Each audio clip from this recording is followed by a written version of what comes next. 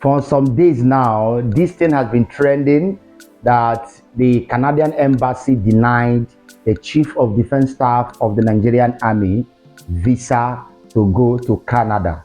All right. So in this video, I actually want to tell you the reasons why the visa was denied. The truth is the visa was actually denied because he has confirmed it by himself. Just take a look and watch this particular video. There's an event to honor our veterans, those that were injured during battle. Remember last year the Duke of Sussex visited Nigeria with his wife. Through the Invictus, they have a foundation that they try to raise the morale of troops all over the world that have suffered one form of deformity or the other in the course of defending their individual country. So we're supposed to be there. And actually, half of my team have already gone, but unfortunately, the Canadian embassy, for knowledge best known to them, denied us visa. So I wasn't sure, and so I wanted to be silent about it. But when we couldn't get the visa, I said, this is blessing in disguise. So I'm really very happy to be here. And I think this is just a clear reminder to us that we're on our own, that we need to stand strong as a nation, so that nobody takes us for granted. You can imagine we were invited for the event with our team. Our team, half have gone, half have been denied. So according to him, there were many of them, and according to the news available to us, there were over 70 of them.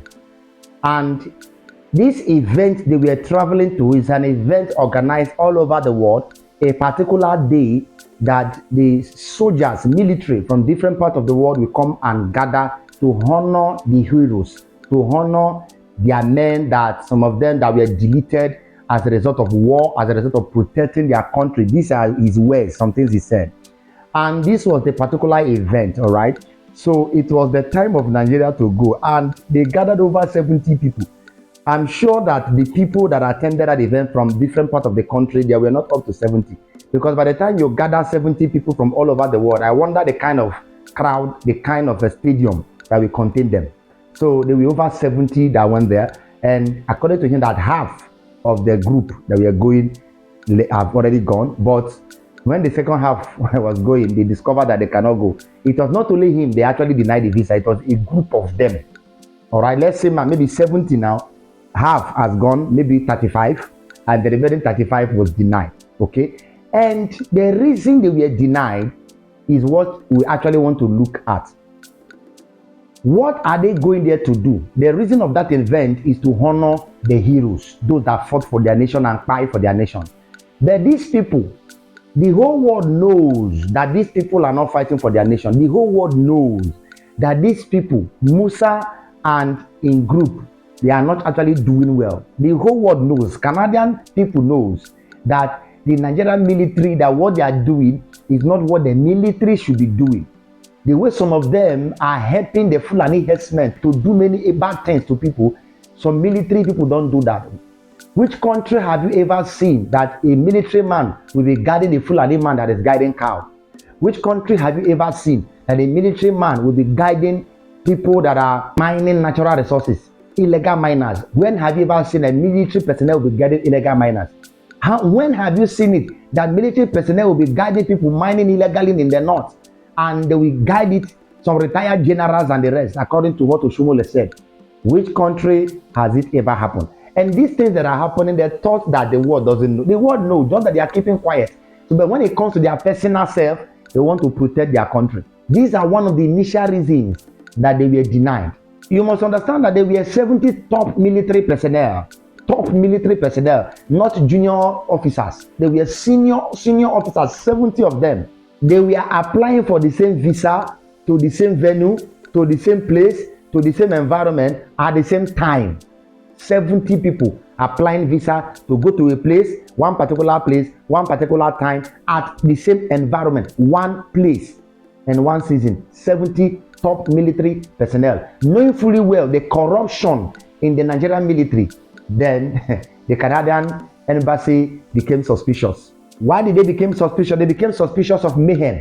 They became suspicious of terror attack. They became suspicious that if they allow this 70 top military personnel to travel to this particular place, anything can happen.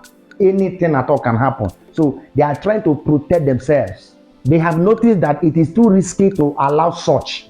The numbers of the people that are traveling and the calibers of the personnel that are traveling. So they have noticed that this is risky for the country. It is risky for their nation. So the best thing they can do is to reduce their numbers in case they want to cause any mayhem, in case there's any terror attack they want to carry out, so that Canada can be protected.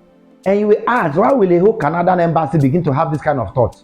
The reason they begin to have this kind of thought is because of the state of Nigeria. It's because of the thing that is happening within the Nigerian military. It's because of the things that the Nigerian military is doing in Nigeria, in the southeast, in the south, and the northern part of Nigeria. It's because of the corruption. It's because of many things. So they developed that thought because they can't actually trust Nigerian military. One of the reasons they developed the thought was out of fear. They can't trust them. How can 70 people go to a place like this, knowing fully well who they are, knowing fully well that some of them are repentant Boko Haram, knowing fully well that some of them are repentant terrorists, knowing fully well that some of them are Fulani herdsmen that they put into Nigerian army, knowing fully well where they are coming from, like what just happened of recent. Severally all the time, they will recruit Boko Haram. They say they are repentant, they are de-radicalizing them, putting them into Nigerian army, reintegrating them into society. Some of them will become commanders in Nigerian army. So they saw that these people may be part of the repentant terrorists or the repentant Boko Haram that they put into Nigerian army. And if you dig deep and decide to search the names and their history, you will discover actually that some of them, may be part of it. Because even Canada, they have their own intel.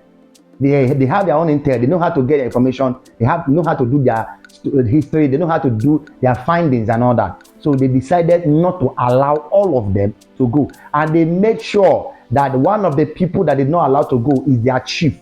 Because when a group of people go to somewhere to carry out an agenda, if their commander is not there, then the agenda will not have head like as it was planned.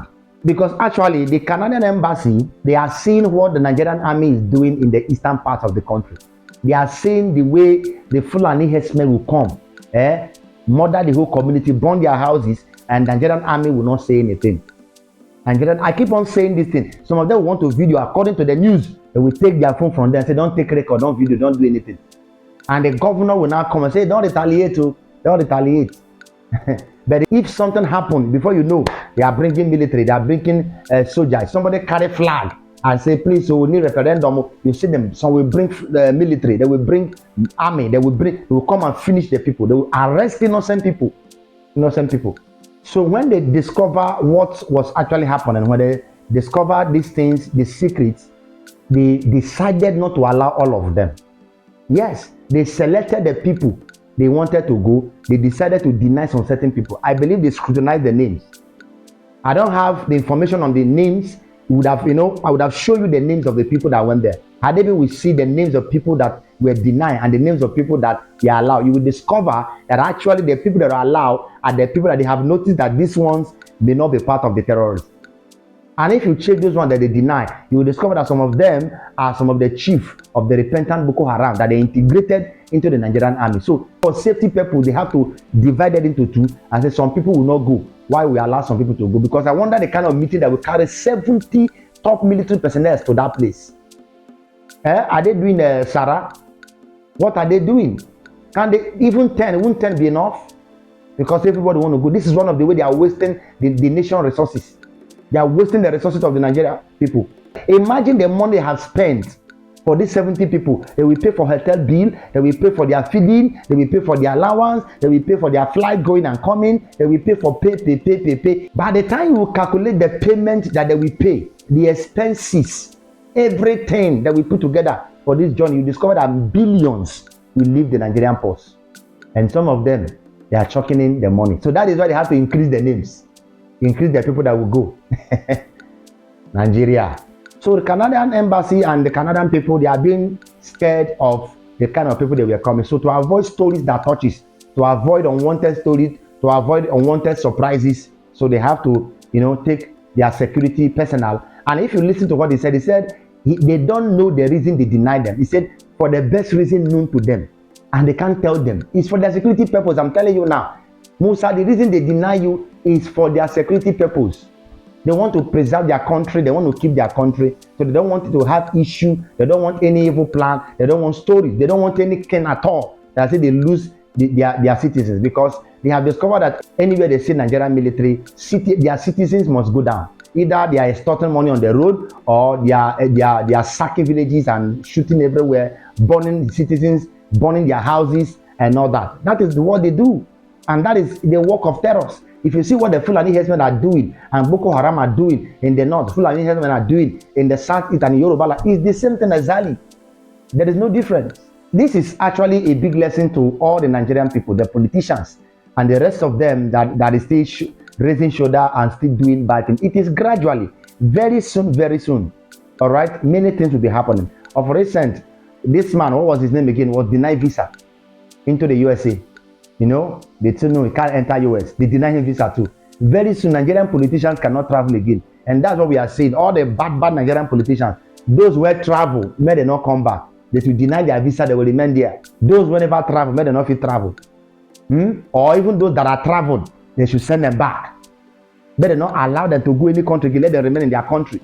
If they are sick, they want to get visa to go abroad to treat themselves, let them treat themselves in their country. Let their children be deported to Nigeria to go to school in Nigeria. Let their medical care be in Nigeria, the education be in Nigeria, everything they want to do be in Nigeria. And if they do this in the next 10 years, they will discover the pain that Nigeria is causing. All of them will face the same thing. God bless you. If you watch to this moment, please don't forget to give this video a thumbs up, all right, and share it out there to educate more people. It's very, very laughable. Very, very laughable. When I see this video, I was just laughing.